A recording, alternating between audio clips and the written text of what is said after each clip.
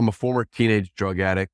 At 16 years old, I started to hang around with drug addicts, people that were committing crimes, robberies, even murders. Obviously, I wasn't doing those type of crimes, but those are the people that I was hanging around with. So ultimately, I adopted their habits. So right at 16, I've done every single drug you could think of besides heroin. My mother's seen me do cocaine 5 times. My father's been an iron worker for the past 40 years. The strongest man I've ever met throughout the course of my life. It's not 330-pound lineman that wanted to rip my head off in the NFL. It's my father.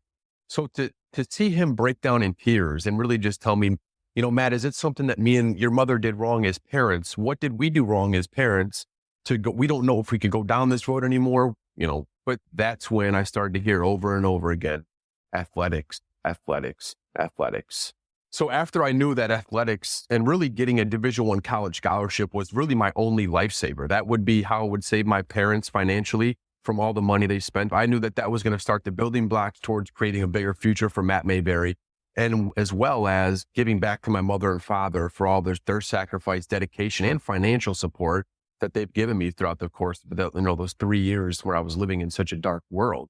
And that's when I set a goal to get a Division I college scholarship offer. It was in that moment in time, and I made a list of 50 things that I had to do. I had to run a 4.5 40-yard dash. I had to bench press 185 pounds, 25 times. I had to reach out to these many colleges, per day. So I started to create a game plan of everything I had to do. And it was that moment in time, working 7 days a week, perfecting on my craft, getting better as a football player, because I already got kicked off the baseball team. So the only sport I had left was football. And football wasn't a sport I was extremely excited about. It was just a sport that I was, naturally gifted at. I wasn't a LeBron James where you say Matt Mayberry is going to play in the NFL one day, but I did have some natural God-given ability there. I think that's where a lot of people, why goal setting maybe hasn't worked for them in the past, that they might set some huge goal that they're extremely passionate about, but behind that, there's no action plan as to how they're going to achieve that goal. And just like as a football team, you got to come up with a game plan as to how they're going to win the Super Bowl. Everything from practices is scheduled out to the daily meetings, to meetings with your position coaches. The same goes through in the world of business and in the game of life.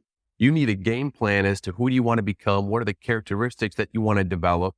What are your values? What are your goals? All that stuff matters. And I think when I created the plan, that really showed me one extremely important characteristic where I think a lot of people miss out on in goal setting is to really come up with a plan.